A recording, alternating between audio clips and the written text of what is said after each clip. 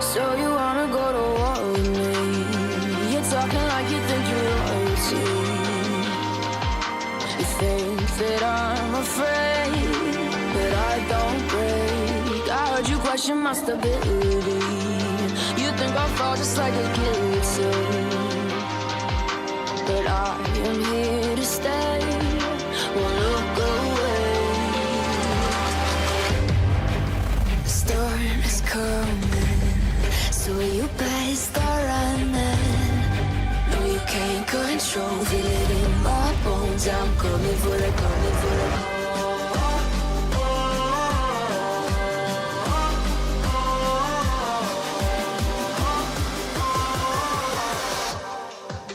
I'm coming for the throne.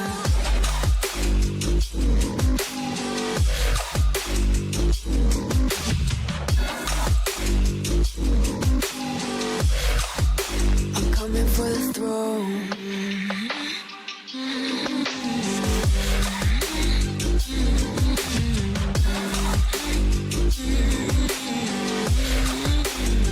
So you wanna be my enemy?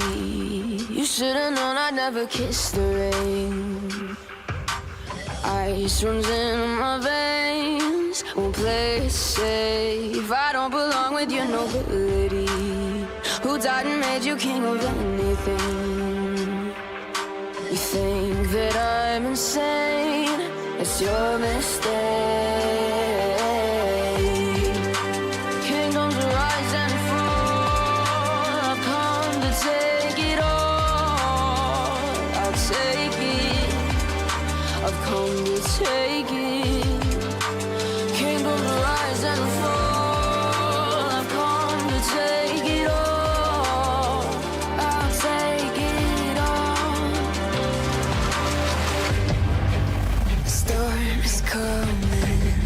So you better start running. No, you can't control, feel it in my bones. I'm coming for the, coming for the.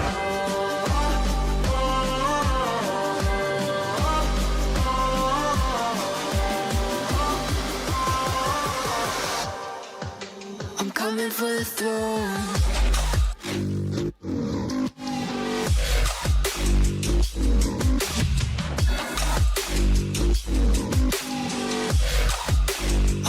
For the throne.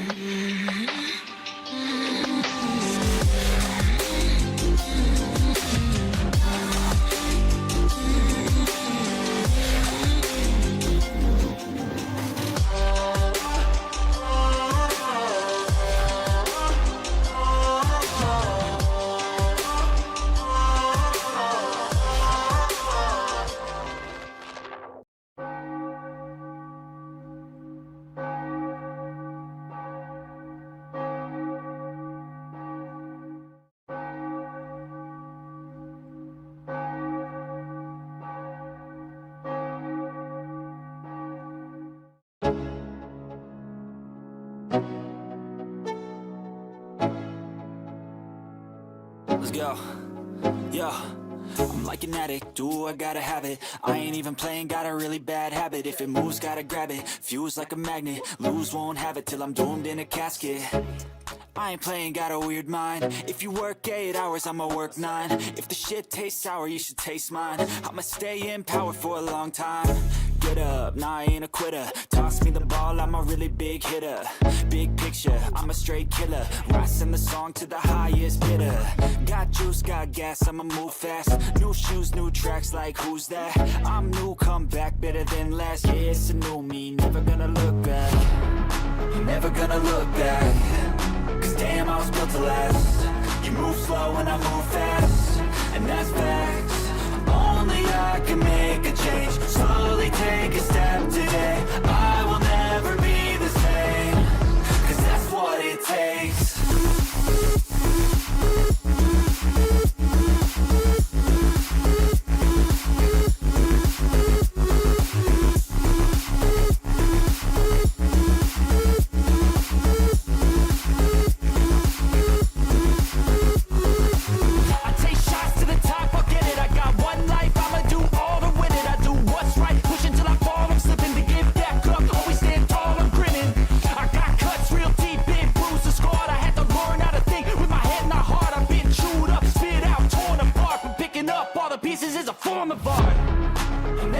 look back, 'cause damn, I was built to last. You move slow and I move fast, and that's facts. Only I can make a change, slowly take a step today. I will never be the same, 'cause that's what it takes.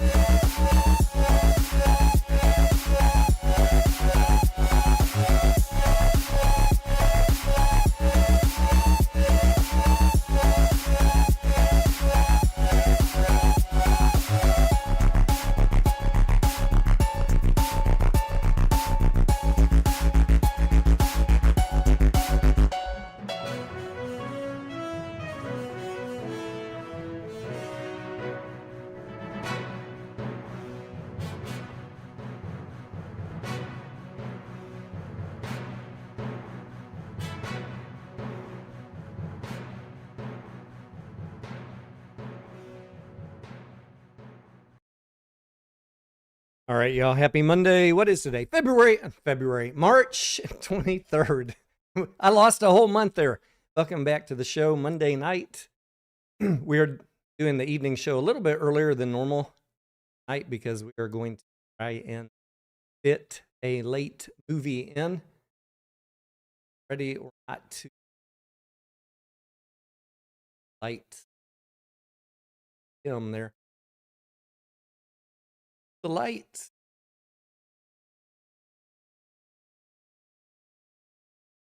A little bit better, we'll see. Ready or Not 2. We missed the first one, Ready or Not. I think it came out in 2019, but we did pay $4 to watch it this weekend at home. So we would be prepped to go watch Ready or Not 2. And trying to fit in as many movies together as we can before the baby arrives here in 4 days. 4 days if he comes on time. 7th.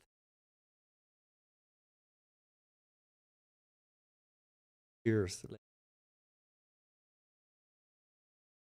We got some box office stuff to talk about tonight. We're going to update the Witchcraft thin blue line, the predictive bars chart that I shared with the Discord at the beginning of March. How is it tracking?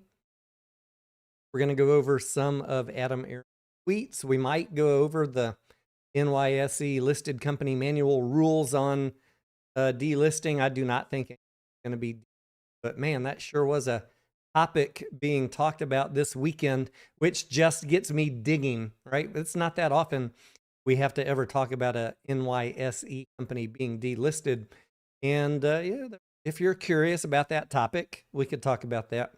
There are differences in the rules between NYSE and NASDAQ that maybe are important to know, but AMC is not going to be, is the more important message. But if we ever get in that conversation barrel, wouldn't it be good to at least understand the rules? That's kind of where I'm hoping this is never a conversation we trading under buck for 30 days. Look, Q2 is right around the corner, ladies and gentlemen. Q2 is 8 days away. Super Mario is going to be a massive movie, followed by Michael. It's going to be a gangbuster order. Q1, you know, it's going to exceed what I forecast. I had forecast somewhere around 1.5 to 1.6 billion on January 1st. And now I've been able to, I love to upgrade my forecast. We're going to now, I think, easily hit 1.7 billion. So that is good. Like I like to see better numbers than I try and forecast conservatively. 1.7 is good to be able to upgrade. Thank you, Project Hail Mary. I was really torn tonight whether to go watch Project Hail Mary again, IMAX instead of Dolby, or go see Ready or Not 2. But we're going to do Ready or Not 2 tonight. Maybe we'll go watch Project Hail Mary second time tomorrow. As long as she's feeling up to it, you know. Whatever mama feeling. Literally days away from dropping a baby out. And God bless being a trooper. We did go see Reminders of Him this weekend also. Good movie. If you're gentlemen, if you're ladies like the take her to. It's not really my thing, but the wife wanted to go see it. I like supporting the industry. So we knocked that one out in addition to Project Hail Mary this week.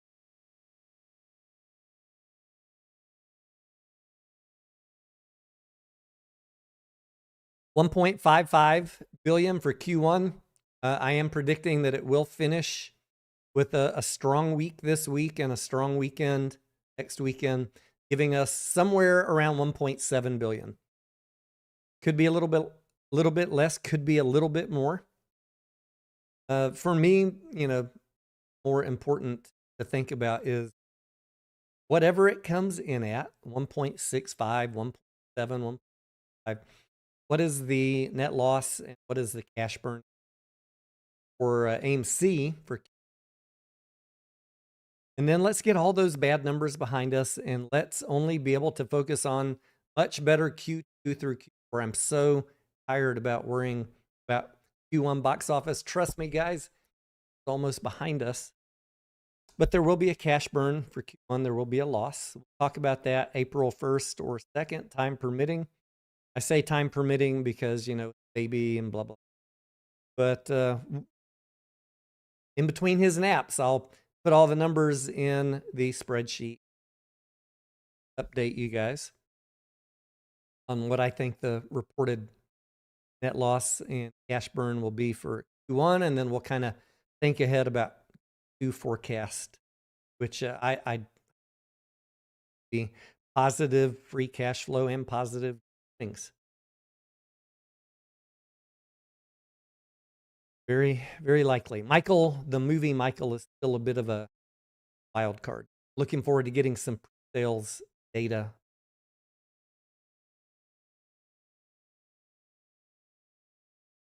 I wanted to look at weekend, 140 million. Shabby. Adam Aaron did tweet about that. We'll get into that in just a second. Project Hail Mary bringing in 80 million. The more I just relive it by watching everybody. We saw this movie on Monday, early screen. And the more I see people tweeting about it and putting screenshots, it just really, it's making me want to go see it again. It is really a magic.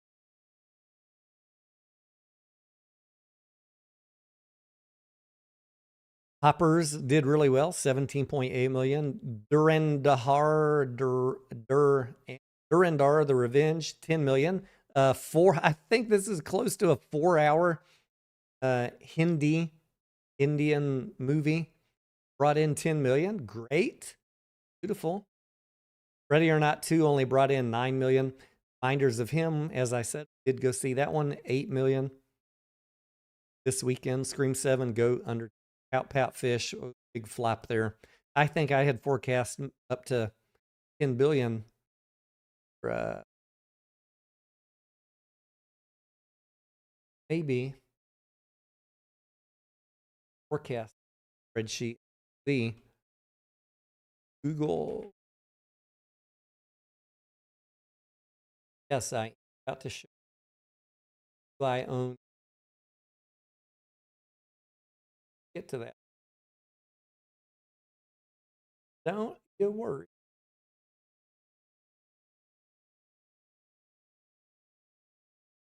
Latest video, if y'all haven't seen it, is my initial coverage DD on Angel Studios. That is a publicly traded company now. Go watch that video and give me your thoughts. Haven't watched that one yet. including the green, yellow, red report card.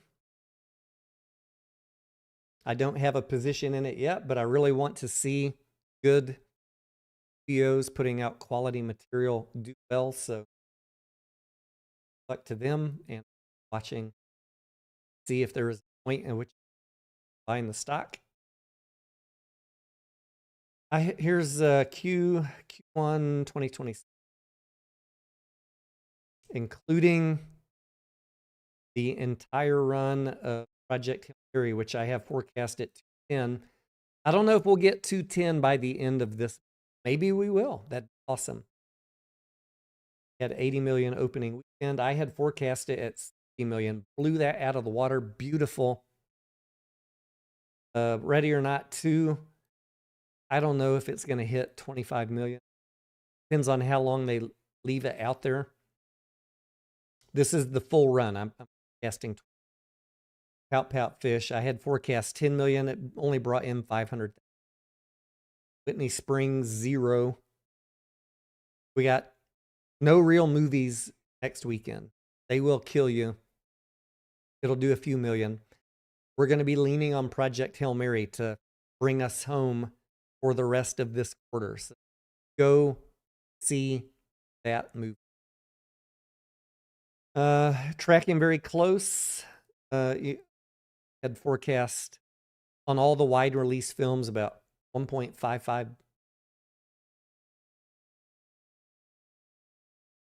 1.7 as well. Next quarter, just a little preview.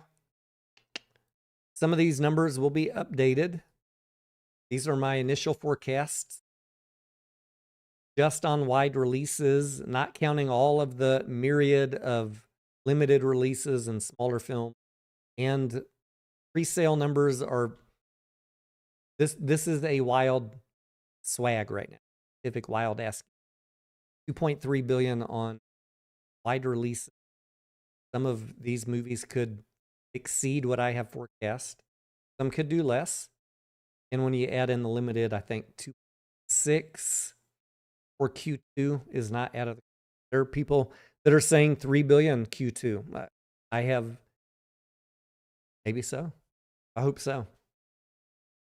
I'm not forecasting 3 billion yet for too early for me to say that. I would love to see it happen. 0.6, kind of the break even for AMC. So let's try and make that happen, and then anything above that is bonus.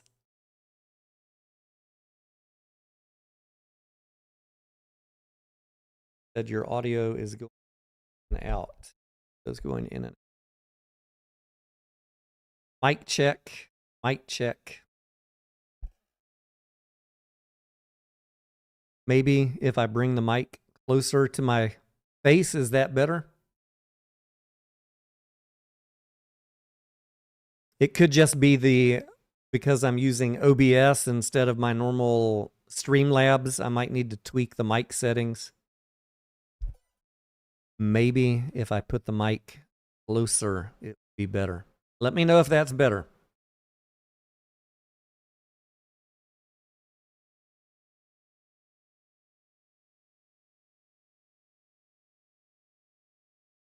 All right, before we get into my position and Adam Aaron's tweets, let's replay the bars pattern, the witchcraft, the thin blue line that I shared with the Discord back in early March. That was somewhere around here. I said to myself, I don't believe in algo predictions. I don't believe in that. I don't believe that algos repeat. People do a lot of weird things to pull bar patterns from the past and say, this is what's going to happen. And most of the time they're wrong.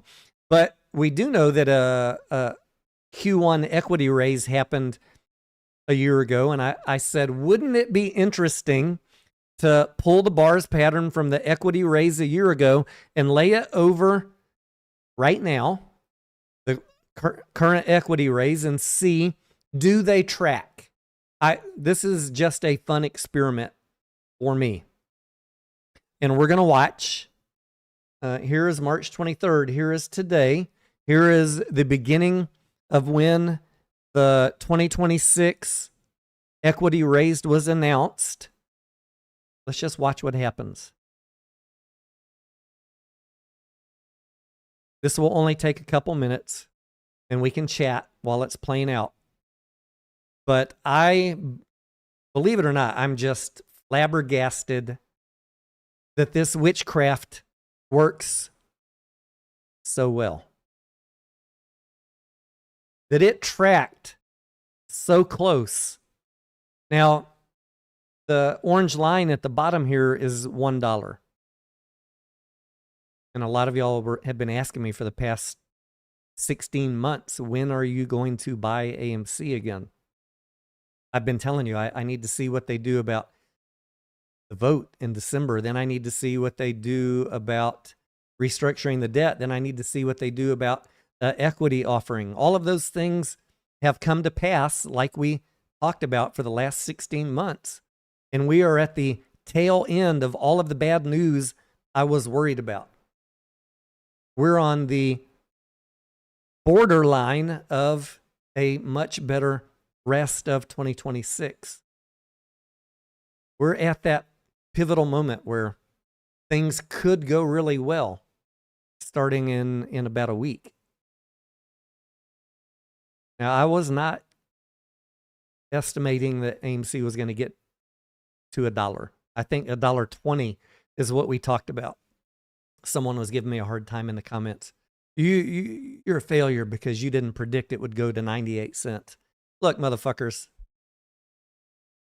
I got out of this trade 16 months ago when it was almost $6, $5.55, whatever, because I said it was going to go down, and I have purposely not re-entered the trade for reasons which make many of you mad, because it was going to go down. And we talked about $1.20. Does it matter if I got the accuracy correct between $1.20 and 98 cents when we made the call 16 months ago at nearly $6? No, it doesn't matter.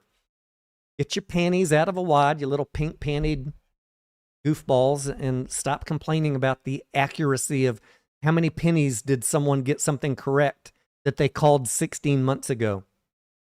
Grow the fuck up. Nobody cares. Was the general call correct? Absolutely. We're within the margin of error. Some of y'all are really hard to please, ladies and gentlemen.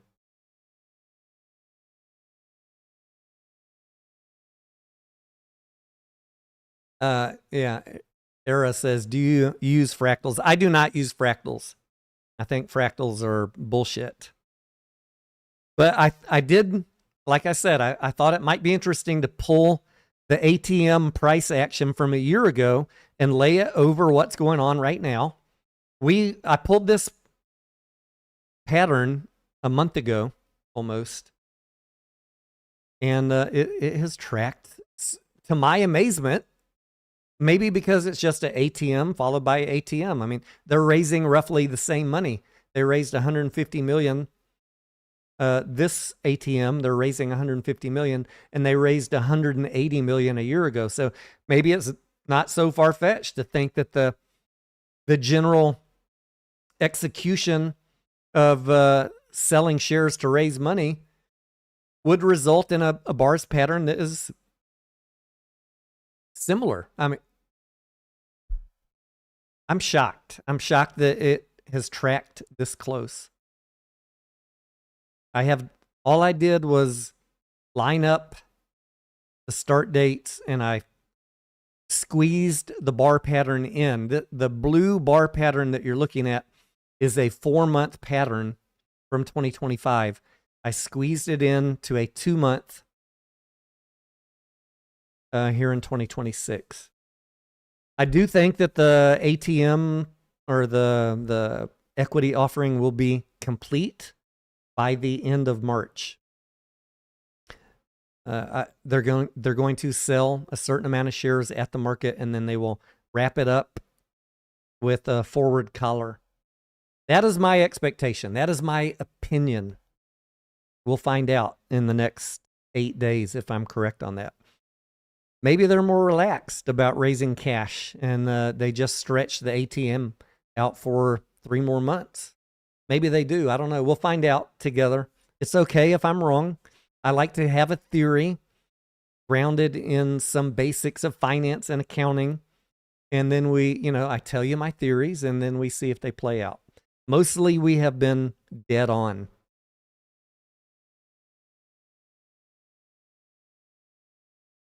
I think if I was the CFO, I'd want the books window dressed with the most amount of cash on them as possible when I report Q1 numbers. So that is my belief, that they want the books to look good. They want the cash liquidity position to look good. They want the equity offering complete before March 31st. That is my belief. We're almost caught up to today. You can see right here there was a little bit of divergence that happened on Friday with the price diving down to $1. That was not predicted to happen till today, but it started on Monday. But then the pattern, it started on Friday, the dive down. But then the pattern here in the last 24 hours met right back up with where we're at.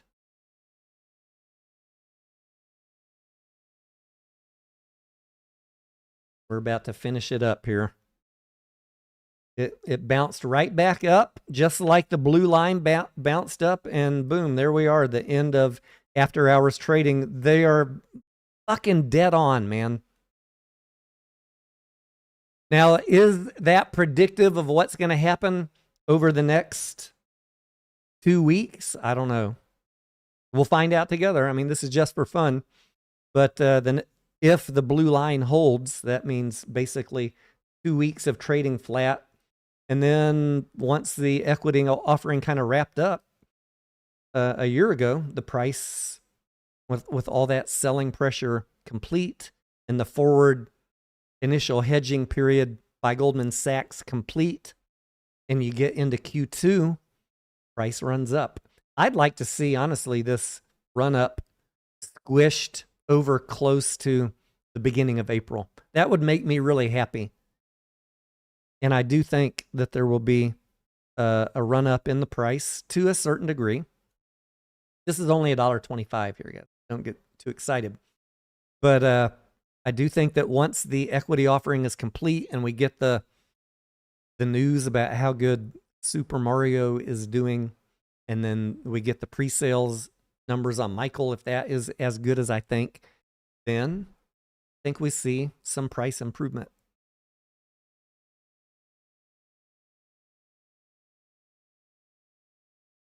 Andrew says, will the shorts try for a lower prices gap fill? I mean, and Andrew says, what about the war? Yeah, I mean, there are unknowns, right? There is the unknowns of the war. There is the macro conditions, as Adam Aaron said. There is the risk that AMC gets a little punchy and says, we don't like the price around $1 and we're going to hold a special meeting. There's a lot of things that I can't forecast. So you can, all of those things, if you're worried about any of them or not, that's your choice. I think that, a rational investor would think about all of the risks and then assign probabilities to them. And then if it's a high probability item that you're worried about, have a strategy for dealing with it. That would be my recommendation. As a investor, as a speculator, sometimes in highly volatile, highly speculative stocks, my plan always is, and it's not popular in any ticker I trade, but I look at risks. If you are not analyzing the risk, how can you plan or if things don't go the way you expect? And then I talk about the risks that I'm looking at. Yes, we all know about the reward side of the equation. Everybody and their dog is talking about the reward side of the equation. 0 people are talking about the risk side of the equation. And when you have a potentially high reward play, there's high risk that go along with it. You better effing understand those risks and have some plan for them. For many people, the plan is, I'm going to write it to 0. That's fine if that's your plan. No judgment from me. I don't ride shit to 0. So I use the risks to decide how to size my position and under what conditions I might exit the trade if things don't go the way that I planned. Because I can plan things till the cows come home, but sometimes unexpected things happen. I'm hoping here with AMC that unexpected things to the good side happen. It's my hope. I can't guarantee anything. I'm not in the boardroom. I'm not in the accounting office making the call on what they're going to do.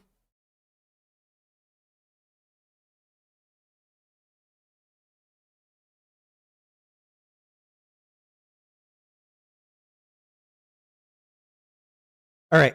We're going to get to my position. Do I own any AMC or not in just a minute? But let's talk about Adam Aaron's tweet. These got a lot of comments. Oh, man. He on March 19th, what was that, like last Friday? Thursday, he says that I know from my own losses in reading your comments on X, Twitter, how distraught many of you are with falling share prices. I mean, I think you could say I know from the red of my granted stock. You understand it, Adam, but you don't have, I don't know that you have losses because you didn't buy them, but that's fine. Look, I want management incentivized to align with shareholders by owning stock, but is it a loss if you didn't buy it? I don't know. He says, in looking at the likely 2026 industry-wide box office, we still expect it to grow materially over 2025. I do too. I think the next 3 quarters are going to be blockbuster quarters. Cross fingers. And it would significantly increase AMC's EBITDA. Yep. Look, if we have a 9.6 or 10.4, those are the ranges of analysts out there, including Gower Street with the high end 10.4 billion. If we have 9.6 to 10.4 billion for 2026 and you subtract out 1.7 billion Q1, think how good Q2 through Q4 could be. They have the potential to be really good quarters and really good EBITDA. I'm so ready to be Q1 in the rearview mirror. Let me tell you. Here's really the meat of what he tweeted last Thursday. The external macro backdrop around us is terrible. War in the Middle East, world oil prices soaring, and other concerns have knocked the Dow Jones to its lowest point in 5 months and the S&P to the lowest point in 4 months. And I know a lot of people said, look, your stock, Adam, AMC, has been decimated, not because of the macro backdrop, because the other companies are up. I don't know that he's... This is my feeling, my opinion. My opinion. It's an opinion. I try and let you guys know. Perfectly fine for you to disagree with my opinion. My opinion here, I think what he is voicing is some concerns, some frustration that they weren't able to raise money in this equity offering at the price that they wanted, because the macro conditions of the market in the last 30 days have been shit. And we saw that from the news last week also, that the amount of shares that they sold at the market, it was far lower than we were expecting. So, you know, they get to decide every day how many shares to sell and at what price. And there's probably a certain price they don't want to sell them below because that extra selling pressure just keeps pushing the price down. I think that he's just voicing some frustration about the Q1 equity rate. That's what I think. And at the same time, he wants you to understand that the rest of this year, things will get better. And I honestly believe for the industry that will happen, that things will get better for domestic box office. To be determined on AMC share price. I mean, it depends on what management does and when this damn equity offering is over. Then we got this tweet this morning about Project Hail Mary, and we got a press release from AMC. I would have preferred that Adam Aron's tweet more closely mirrored what the press release said. Project Hail Mary did phenomenal this weekend, 80 million domestically and 140 million globally.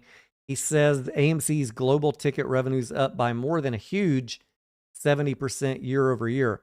Now, people on social media immediately ran with the headline, Q1 up 70% year over year. We're going to be so fucking rich.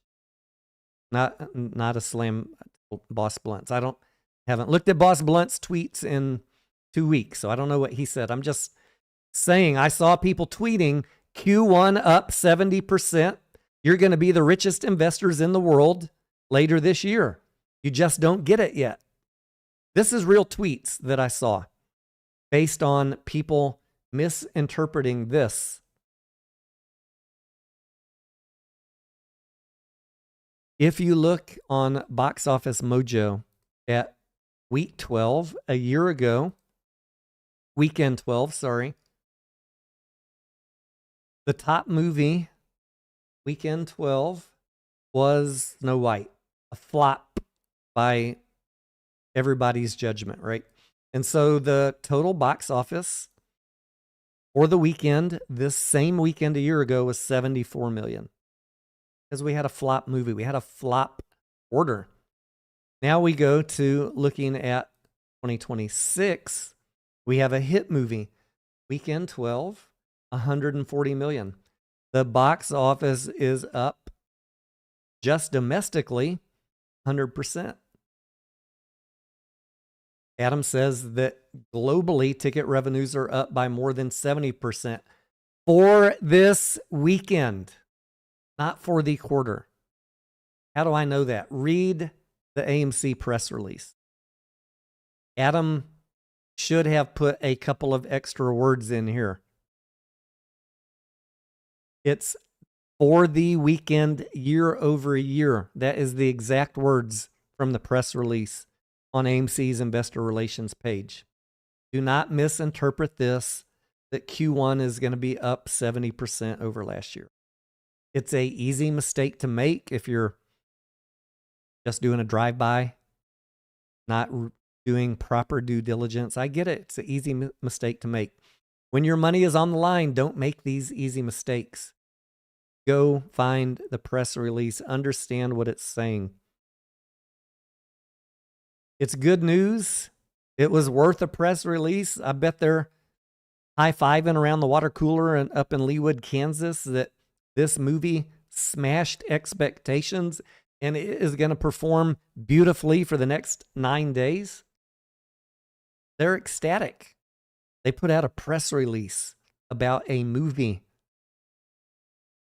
This is a Hail Mary for the free cash flow and for the net income of Q1.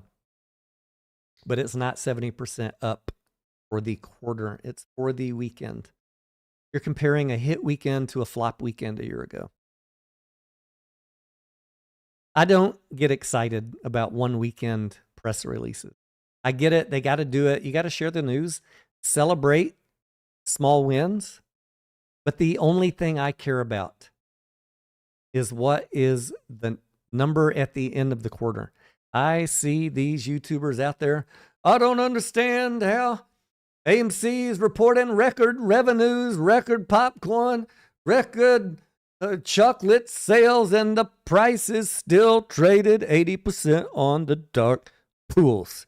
The price is still suppressed. I don't understand. Yeah, because nobody cares about one weekend, ding dongs. The 1.7 billion for Q1 is going to be a cash burn, free cash flow negative quarter, and a net loss on GAAP earnings. You got to look at the bigger picture, step back. Understand they got a job to do with the press releases. They should do it. They're doing their job. Celebrate when there's something worth celebrating. But don't get carried away misinterpreting things. Here's the one that really threw me for a loop. Man. Adam Aaron tweeting Taylor Swift, Shake It Off, starting out with a ballerina scene. I mean, the ball's on this guy. You gotta... Kudos to you, sir. He says, here's how recipients cope with the constant flack that is pervasive on X, Twitter. The one and only Taylor Swift figured it out years ago, proclaiming that the hater's going to hate. I'm just going to shake it off. Shake it off. I get a lot of hate and a lot of death threats and other things on social media. People say I'm paid by AMC. Other people say I'm paid by the shorts. I'm just a fucking retail investor like you guys with a lot of time on my hands to dig into filings and financials. Nobody pays me on either side. I wish. If you know someone who's paying, let me know. I will properly disclose it and happily take that paycheck. But I get a lot of hate. I can't even imagine the level of hate Adam Aaron gets and how he deals with it. I guess if you're going to be at those lofty levels, you gotta let stuff just roll off your shoulder. But man, I don't know, Adam, if I would have gone with the Taylor Swift ballerina video. It just it made me laugh my ass off this morning. I was like, man, he's asking for it.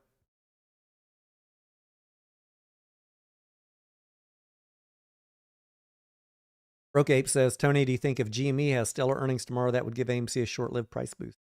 I will take anything and everything, Broke Ape. Bring Roaring Kitty back. Let Ryan Cohn have a surprise announcement. Yes, I do think that if there is some meme basket excitement, whether it be GameStop or anything, that all of them could get a little bit of lift off. All you got to do is look back to 2024. We made a killing in this time frame right here between the first couple months and May in 2024. We made a killing trading AMC and GameStop. I did trade it.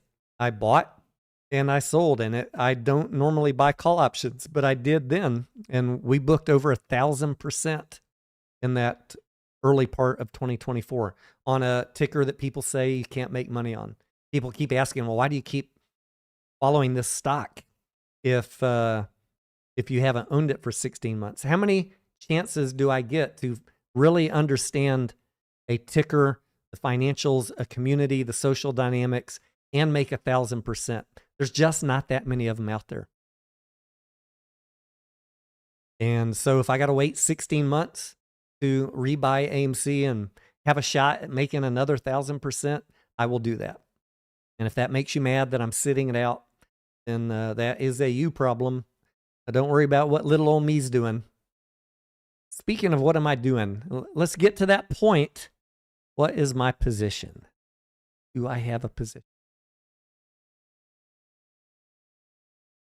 Dash 33 says, Tony, I'm watching you on TV, and when Levi heard your voice, ears went up. Levi, how you doing, buddy?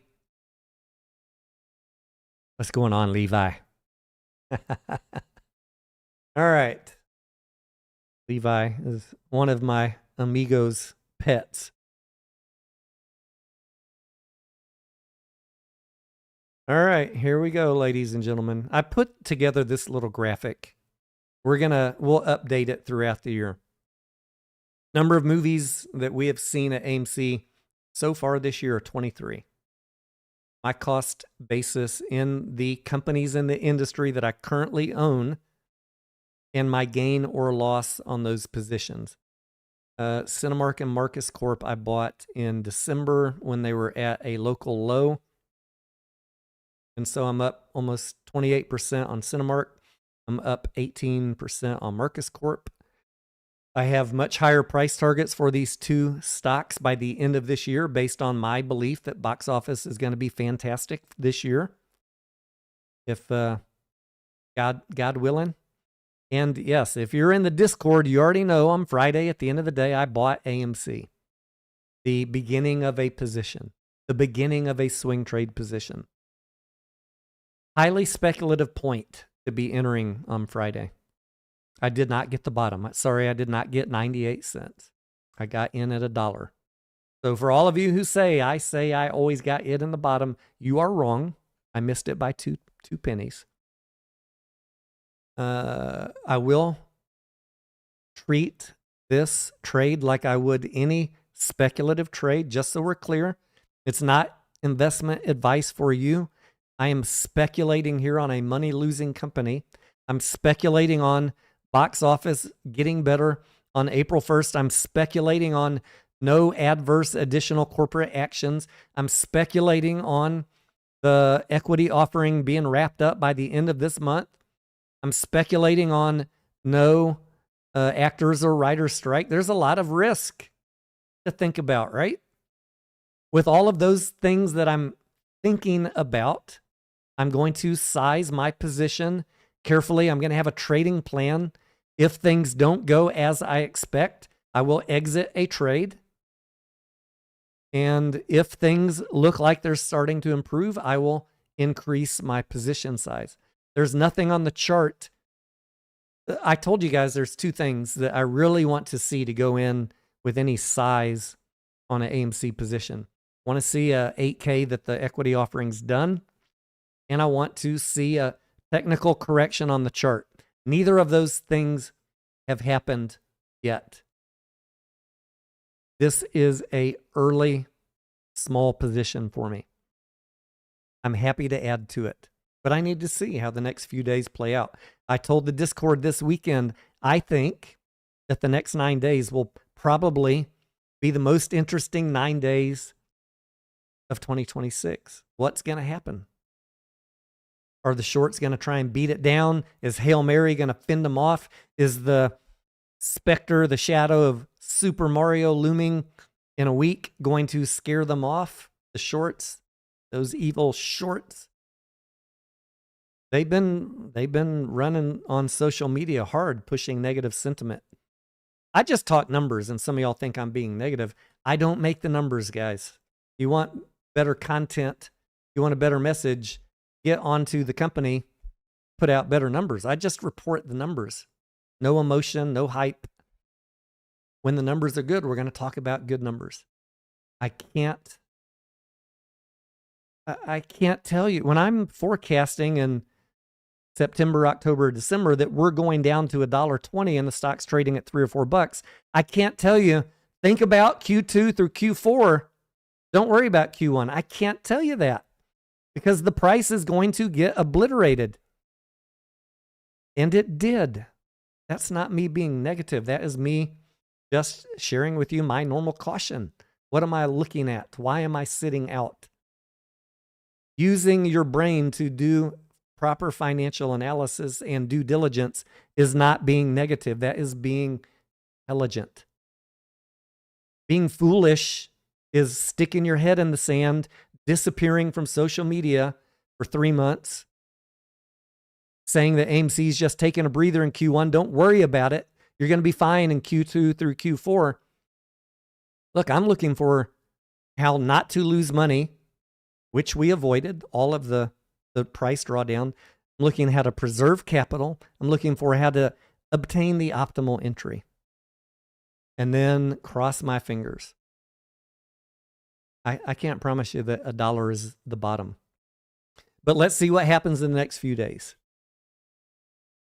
And if I need to exit the position, because AMC puts out some shitty corporate action news that I was not expecting, well, then I'll make that decision in the moment. But I'm focusing on the positives right now that are right around the corner. And I think there is hopefully a good defensible wall at $1. We'll find out. We'll find out this week, and pray that this damn war gets wrapped up and the oil prices come down. There's a lot of things that need to happen. There's a lot of risks that I'm worried about, not just for AMC, for every position I have. I was looking at my little meme stock portfolio, and every position I have is in the green, except silver went. I think I went in the red 1 or 2% on silver today. It was I rebought in Hycroft and SLV late last week on that huge dip. I'm green on Hycroft. I'm barely in the red on SLV. And everything else that I own is green by some of them very healthy numbers, except Webull, Bull. That one's been the bane of our existence, but for me that's a 1 or 2 year play, so I'm not too worried about it. Not too worried about it.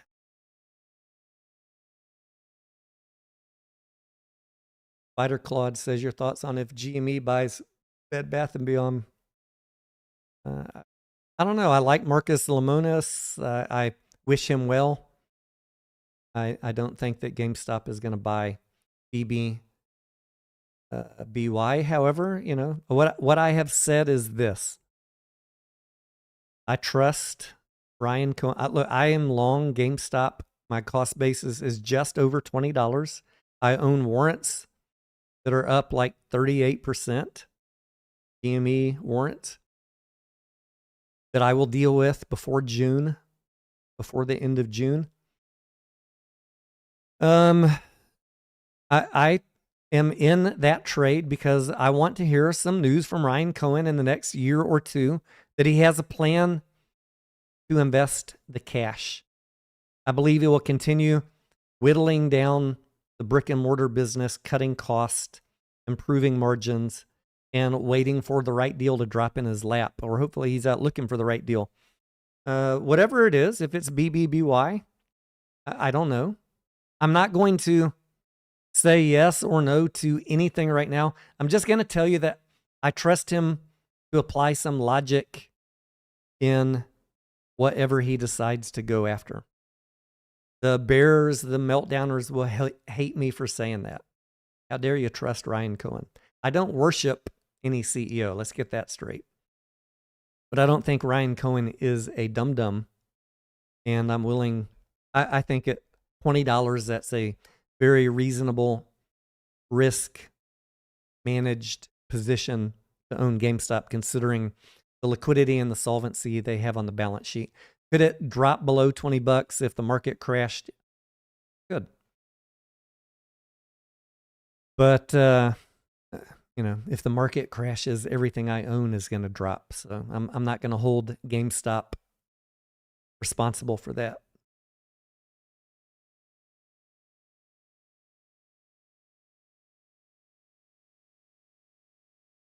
ADN Multimedia says people that buy now are getting a multi-year head start from everyone who's been holding all these years. That is, the problem that we've talked about. Like if you're determined to hold AMC through dilution by very definition is devaluing the value of every share that's in existence, because you're adding more shares, you're decreasing the earnings that are allocated to those shares when the company gets profitable. You are choosing to put yourself behind the curve. That's why I exited the trade in 2024. Everything that's happened in the last 16 months, we forecasted it well in advance. Now, almost everything that I was worried about is almost behind us. Almost. I still haven't seen an 8K that the equity offering's done, but I think we're days away. So I'm starting to build a position now.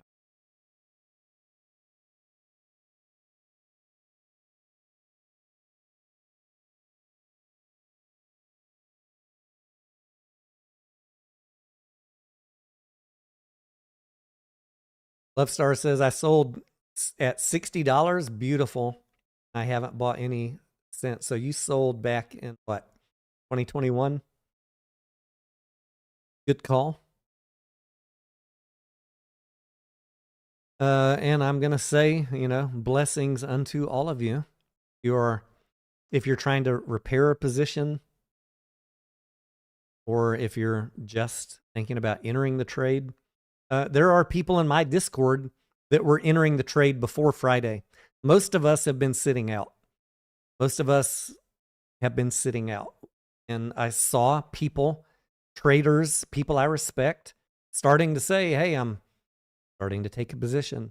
Last week, I got in the very end of the day on Friday. I'm okay with getting in at $1, but I know how to utilize both the buy button and the sell button. I have a plan. Things don't go the way that I want. And I encourage you guys to have. I'm not ever going to give you instructions, but when you're trading these speculative stocks, like we said at the beginning of this live stream, everybody understands high reward. Nobody talks about the high risk that goes with it. And I think that is foolish not to consider it and have a plan around it. Instead, what do people do? They focus on the high reward. And when things don't go the way they wanted, instead of saying, oh, fuck, I didn't think about the risk, I didn't look at the financials, instead of being honest with themselves, they blame the dark pools. They blame the SEC. They blame the evil hedgies. How about you never took the time to properly calibrate the risk? Every high reward trade has high risk. You better understand it. You better have a plan around it. I will mercilessly use the sell button if I need to. I'm not going to ride anything to zero. Love your portfolio. Protect your capital like it is a child.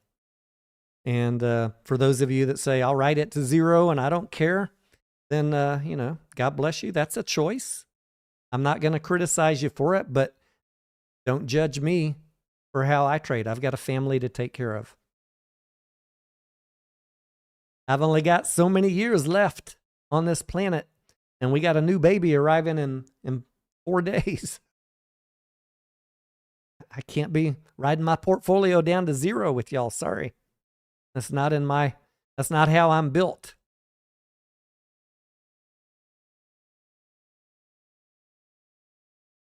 Baby UFO says, don't risk anything you cannot afford to lose. People said that a lot in 2021, Baby UFO, in many tickers. And what happened? They invested their kids' college fund. They went out and got a second mortgage. They maxed out their credit cards. And then when these plays did not work out the way they want, they're losing their fucking minds on social media right now. Look, if you're upset about MMTLP, if you're upset about BBBYQ, if you're upset about AMC or GameStop, the only reason you're upset is you invested more than you were willing to lose.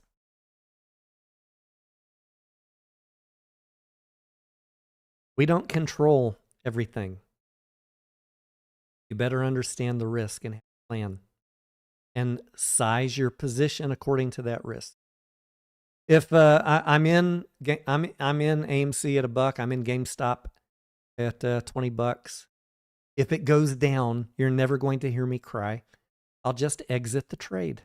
If something changed so bad, if something happens that I didn't forecast that is so bad, I'll just exit the trade. I'll take my lumps and move on. I'll regroup for another day. I'll protect my capital.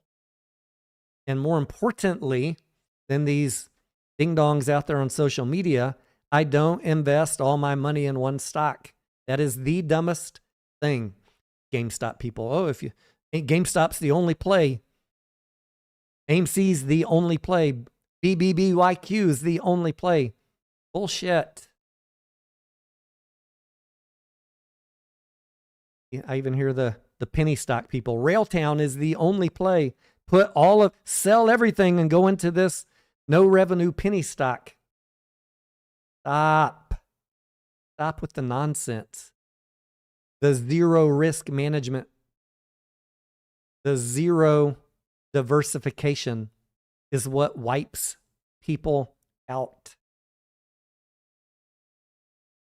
I get it. The temptation of what if I would just fucking go to Vegas, man? What are you fucking around here for 5 years for? Fucking go get a second mortgage for your house, go to the roulette table and put it all on black. Why are you messing around with stocks where you say everybody is conspiring against you? You're just gambling. You don't care about risk. Go to Vegas and try it out. 50-50. Here it's like 10 and 90. 10% chance you make money, 90% chance you don't. High risk, high reward. This is not a 50-50 game right here, right? Do we agree on that? When we're speculating in these money-losing stocks, do you think it's a 50-50 chance? Some of y'all, I think you think that it's 99% chance you're going to be the richest people on the planet in less than 12 months. What I read on social media today from one of the ex-influencers. Just go to 2 movies a week and you will be one of the richest investors on the planet inside of the next 9 months. Oh my God. What is wrong with people?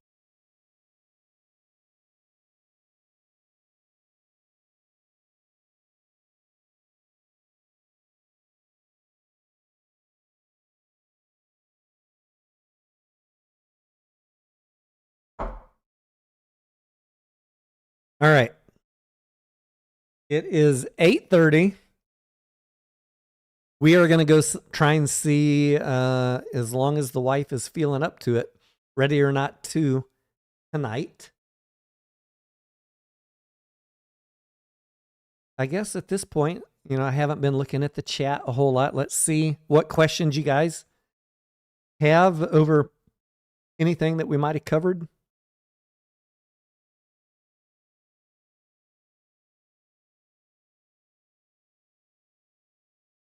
Hopefully a couple of y'all are happy that I'm finally long AMC again.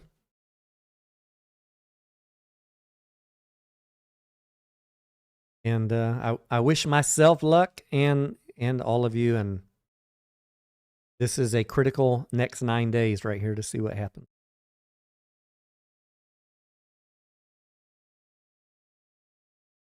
Nicole says the price is good, Tony, but isn't further dilution given? That is a great question. Thank you for that. Yes, there will be more dilution, without a doubt. We got an ongoing $150 million equity offering. We know about that. We've got convertible bonds, exchangeable notes out there. Those will be converted. That is more dilution that is coming. The company investors approved doubling the float. The shares authorized in December, 550 million additional shares. Only about, I think, 270 million are left when we account for the ATM, the executive comp awards, and the exchangeable notes. Only 270 million left. And at some point, they need to continue to repair the balance sheet. The leverage ratios, the debt on the balance sheet needs to be reduced. They will be looking for opportunities to do debt for equity swaps when it is favorable market conditions or favorable share price. Whatever works for them. They make no secret of this, right? If you're listening like an investor, not a brain dead maniac, if you're listening to the earnings calls or reading the transcripts or reading the notes in the 10K or the 10Q, they are very clear. I'm going to summarize what Sean Goodman said. We will do anything and everything within our power to continue to repair the balance sheet. I want you to internalize what that means. They are going to continue to repair the balance sheet. What are the options they have to do that? Same ones they've had the last 5 years. Trade equity for debt. There will be more dilution, yes. There is, I think, a small trading window that I'm looking at between now and, let's say, June, July. For me, I didn't buy a position in AMC on Friday to diamond hand it for the next 5 years. I'm looking at a swing trade opportunity.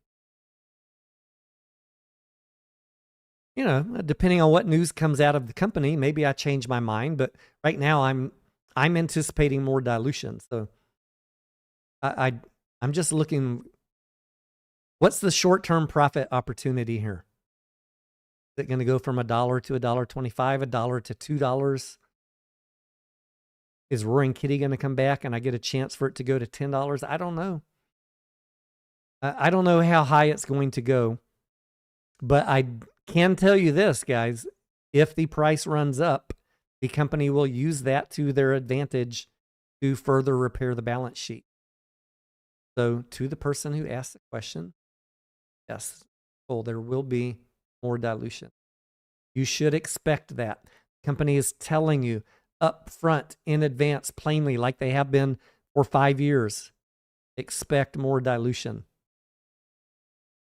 There's zero doubt. And that's not me being negative. Go read the damn risk factors in the 10Q and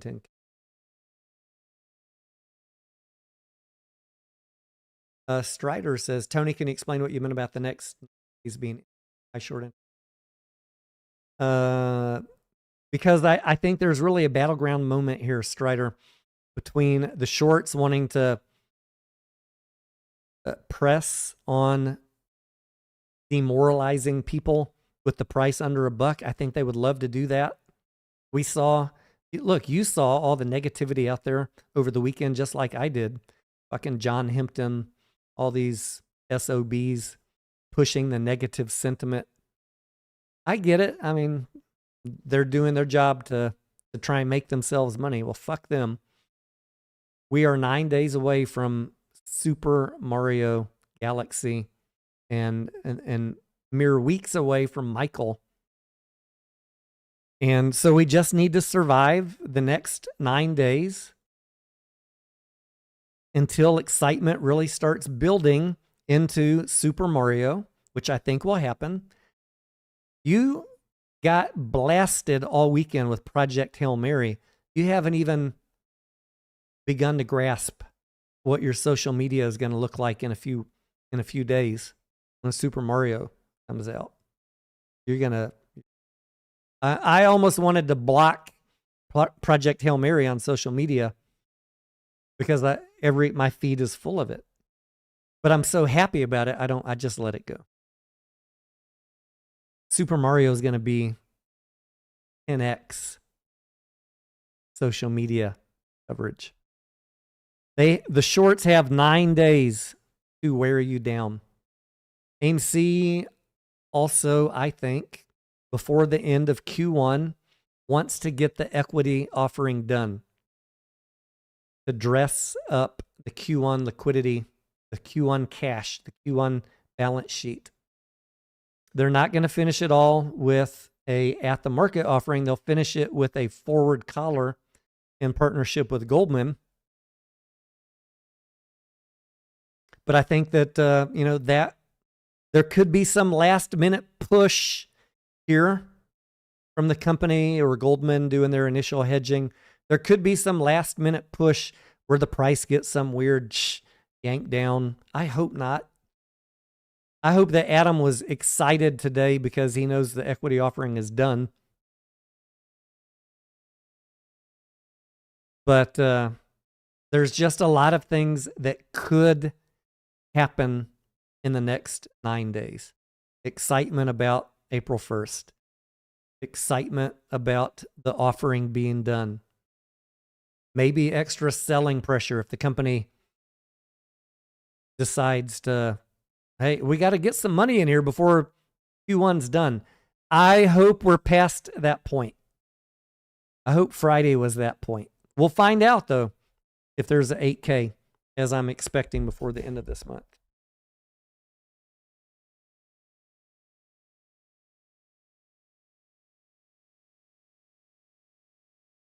Let's see what other comments. IB Pro. Projecting.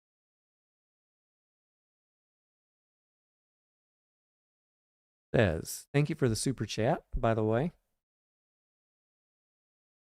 We do have a baby on the way in 4 days, so expenses are high right now. I appreciate that. If you appreciate the information provided on this channel, if you appreciate someone who has told you in advance what was going to happen for the last 16 months, I have a Discord. I don't talk about it much. It is free, including the AMC room. But you can click on the link in the video description, and there are some paid options if you want to support the channel and the content that we provide here. The no nonsense, no emotion, no hype, just cold-hearted, cold-blooded, accurate analysis. That super chats are much appreciated. The ongoing monthly support is also appreciated. I'm just sitting here reading filings and listening to earnings calls all day. I left my corporate job 20 years ago. Trying not to go back to one, but with the baby on the way, who knows, you know. YouTube does not exactly pay the bills. People think the YouTubers are getting rich. Nobody gets rich telling people what they want to hear. The people who are making the money, the people who are getting the views are the ones who are telling you what you want to hear. I don't do that. This is not a cult channel. I tell you what you need to hear. You know, if I make $200 on YouTube in a month, that's a good month.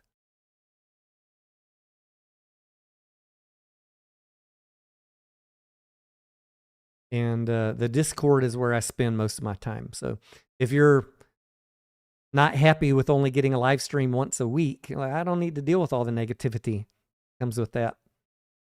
But people, you know, I put a video out, someone doesn't even watch it, and then they just completely misconstrue what I said and complain.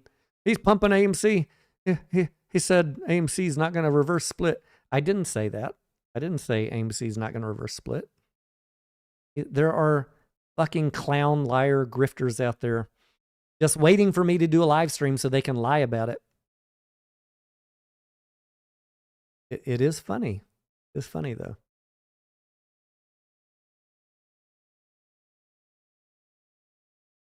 Dink says they said dilution until revenue is at pre-pandemic levels. I mean, Dink, to rephrase what you are saying, and if you're in my Discord, you guys already know this, the only numbers that I really care about are annual net income and annual free cash flow. What do the pumper channels talk to you about Q2 through Q4? They just want to forget about Q1 because it ruins their whole narrative that they're grifting, pumping, head in the sand, unicorns and rainbows. When you have a $400 million loss in Q1 and a $50 million positive free cash flow Q2 through Q4, which do you think they want to talk about? They only want to talk about Q2 through Q4. These people are not intellectually honest with you or themselves, frankly. You cannot ignore Q1. So when AMC is talking about revenue needing to be at pre-pandemic levels, they're looking at on an annual basis. You got to have probably domestic box office, by my best analysis, somewhere around 10.4 billion, or Q1 is going to kill you every year like it has for the last 2 years, this year and last year. And the year before. Q1 is what's killing us. But if the rest of the year was so great that we could overcome Q1, the story starts changing. Or if Hollywood starts putting out more movies in Q1, the story starts changing. But that story hasn't changed yet. So as much as the rainbow and unicorn, we will win, retards want to backslap each other and high five each other about Q2 through Q4, they are choosing to ignore Q1 and not be honest about it. Q1 is what is hurting the stock price. Last year, this year. Look, all I can tell you is go see some goddamn movies. If you're not watching movies, if you're not contributing to revenue by being an A-list member or buying concessions, then you have no right to complain. You have no right to complain. You're just an observer along for the ride. I have not even owned stock for the last 16 months, and we spent $3,000 at AMC last year. That's what? $275 or so a month on food concessions, A-list. I don't want to hear jack shit from anybody that says, I don't support this company because I don't own the stock. Most of y'all out there on social media are posers, liars, don't actually watch movies. And then you have the nerve to call me out. Fuck out of here. Get the fuck out of here. Tell people to go see movies. Go see movies yourself. Review movies. Talk to your friends and family about movies. I don't care what you do with the stock, but if you're not watching movies, AMC is not going to. It's just a slow bleed out. You got to do your part. Doesn't matter how many shares you buy if they're having to keep issuing them because they're losing money. Do you get it yet?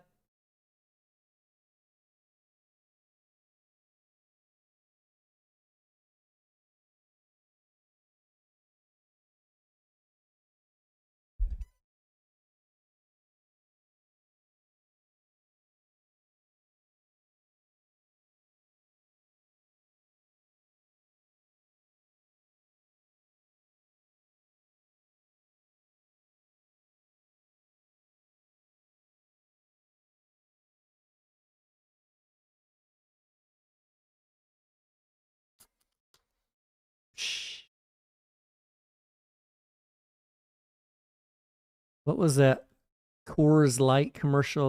Wasn't it Coors Light they used to pop the top? Or was that Bush? I don't think I've ever drank.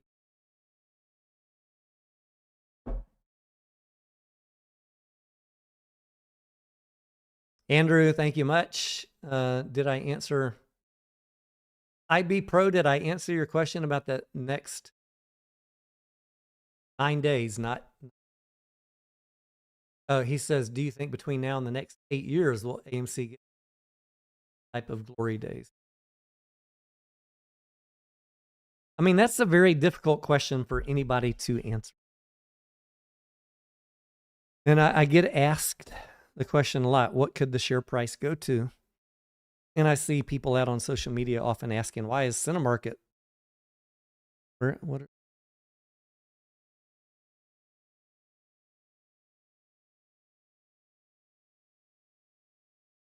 IMAX is at 38. Marcus Corp's at 16. Cinemark's at 27. People say, how can AMC be at $1 when Cinemark's at 27?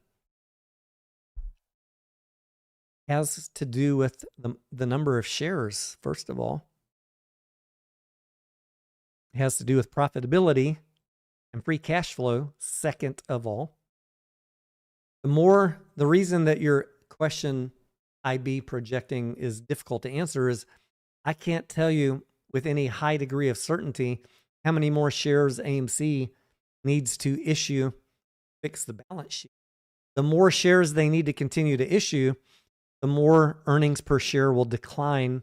And so we need to ratchet down our price target. If you understand how the price of a stock is tied to the number of shares through earnings per share, PE ratio, price divided by earnings. Earnings is earnings per share. You can see how it becomes problematic when you 10x, 100x the number of shares. The price target that you want me to say keeps on getting lowered by the company. Doesn't, and if they had 50 million shares 4 years ago and they have 500 million now, you need 10 times the earnings. We haven't even got to a point where we can talk about a break-even year yet. Will it be at the glory days in the next? I will just say this. The reason that I pay attention to highly volatile speculative meme stocks is anything can kick off at any moment based on some stupid shit like Warren Kitty coming. I will allocate a certain amount of money for that bet, but I'm only going to do it at a point where I feel like the entry is relatively risk-free, because I am not going to ride something down to zero. I'm not, if AMC drops from $1 to 80 cents to 50 to 25, I'm not going to keep buying it on the way down. If there's bad news that drives the price down, I will exit. I'll say, well, I missed something. I missed that bad news. I didn't think about that. And let's see what happens. You know, recalibrate, re-enter when it's safe. We do this on many stocks. It's not anything, I'm not treating AMC different than any ticker in my portfolio. Sometimes I got to sell a little bit in the red because I was wrong. Mark says, but a nickel is bigger than a dime, so it's got to be worth more.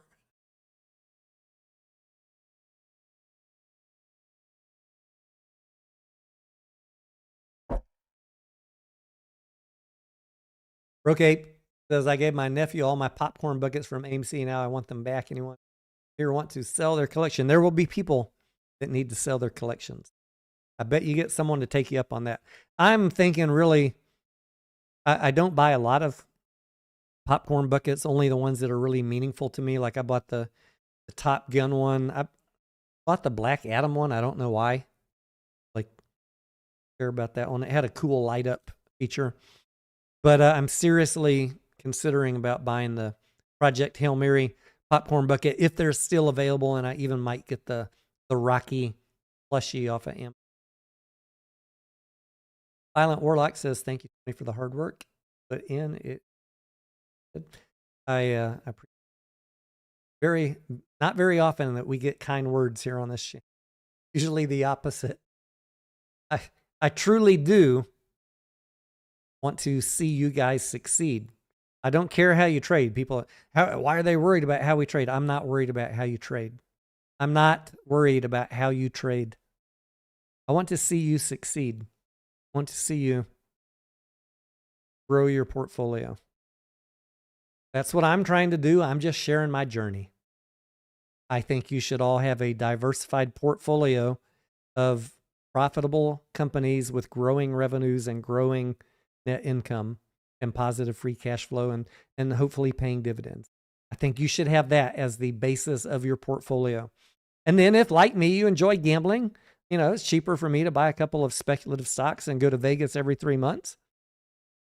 It's fine to play speculative stocks. Should not be your only investment.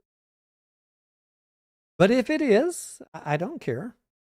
You made up your mind and you're not going to complain about whatever happens, right? Whatever happens, you're not going to complain about it. But for some reason, when Adam Aron posts, he gets 600 people complaining about it. That tells me there's just a lot of people that need to listen to this channel because they're not using good analysis or they're not using good risk management. They're forgetting that don't risk what you can't afford to lose And that net income and free cash flow matter above everything else. Net income and free cash flow matter above everything else on an annual basis, not a Q2 through Q4 basis. You rainbow and unicorn, we will win. Sorry. They're gonna backslap the rest of this year. But I told you Q2 and Q4 gonna be great. Meanwhile, they just disappear. They just disappear from December to March. We don't disappear here. We don't disappear here. I'm going to talk about the numbers, even if it's not fun, it's not comfortable. Got to take all the arrows in the back. Look, the numbers are the numbers. The company makes them, not me.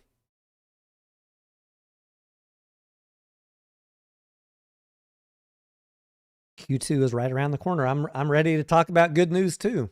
I've been the only bad news guy. I don't want to talk about bad news, but the news has been bad. All right, we got a movie coming up that I'm going to try and take the wife to. Ready or Not 2. Like I said, if you were here earlier in the broadcast, this weekend we saw Project Hail Mary. We saw reminders of him. But tonight was really tough to decide between watching Project Hail Mary again or Ready or Not 2. But I do like to support movies that I haven't seen yet. So we'll fit Project Hail Mary is going to be around. We'll fit it in later this week, but we are literally 4 days from Scarlett dropping a baby out between her legs. So I don't know if it'll happen before or after. I think we probably need to try and schedule Project Hail Mary tomorrow during the day. And I'm hoping that a Tuesday midday IMAX might be, maybe we'll get a seat. Tough to find a seat.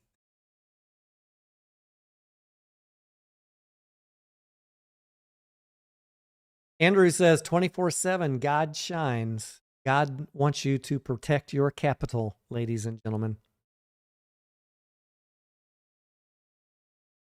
God gives you all the tools you need. Are you willing to listen? Or is your mission to block out everybody who tells you something that might make you uncomfortable? I talk to a lot of people that don't believe things that I believe. I use that to analyze. My background is in economics. My corporate job was in engineering. My military job was in electronics, troubleshooting electronic warfare systems on an F-4 and F-16. My whole life has been about analyzing data, creating a thesis or a theory, analyzing the data, and then adjust if you need to until you get to the right outcome. If you have been repeating something to yourself for 5 years that has been incorrect, and you only have blocked everybody who had a different idea, different inputs, different analysis, different due diligence, you are not going to survive in this market. You're not adaptable. You don't know how to assimilate new data. Like I said in a tweet this weekend, investing is not a measurement of how many calls did you get correct versus incorrect. It is a measure of how much did you make on the calls you got correct versus how much did you lose on the calls you got wrong. We all get stuff wrong. I get stuff wrong. I don't hold it to zero. You got to get brutal with your shit. You got to get brutal with your losses. If something didn't work out, you better have a plan before you ever hit the buy button. If you're not doing that, you need to step back, pause, reassess this whole trader career that you have going on. You might not be ready. God gives you the tools. He gives you the people like me who will tell you the uncomfortable stuff. It's up to you to listen. It's up to you to be curious. It's up to you to spend the time to get educated, many people will take the easy path. The easy path of only listening to someone who tells them exactly what they want to hear. Those people will fail, ladies and gentlemen. Go see some movies. We love you. And to the right, up and to the right, up and to the right. Hello, millionaire. Short screenplays where fortunes flip. GameStop's journey, an epic trip. From humble roots to the moon we fly. A company's dream will amplify. Ready warriors, keyboards in hand. With their eyes on the prize, they took a stand. No one's selling, we're here to fight. How does it go? Up and to the right, up and to the right. We're in for the ride. It stops on the rise, it can't be denied. Up and to the right, through the day and night. Together we'll soar, molasses is in sight.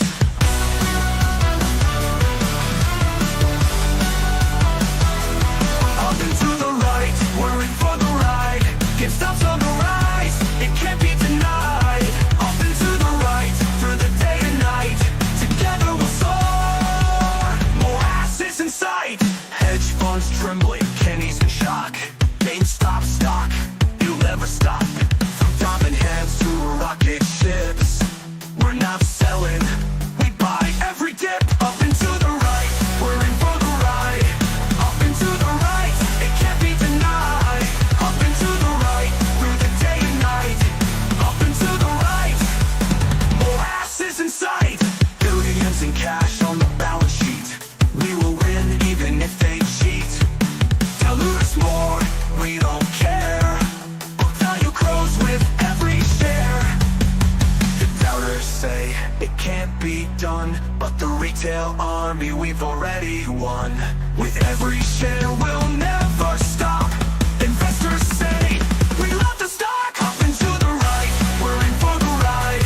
It stops on the rise, it can't be denied. Up and to the right, through the day and night. Together we'll soar, up and to the right. Up and to the right, we're in for the ride. Together we'll soar, up and to the right. Surprise! We're gonna win.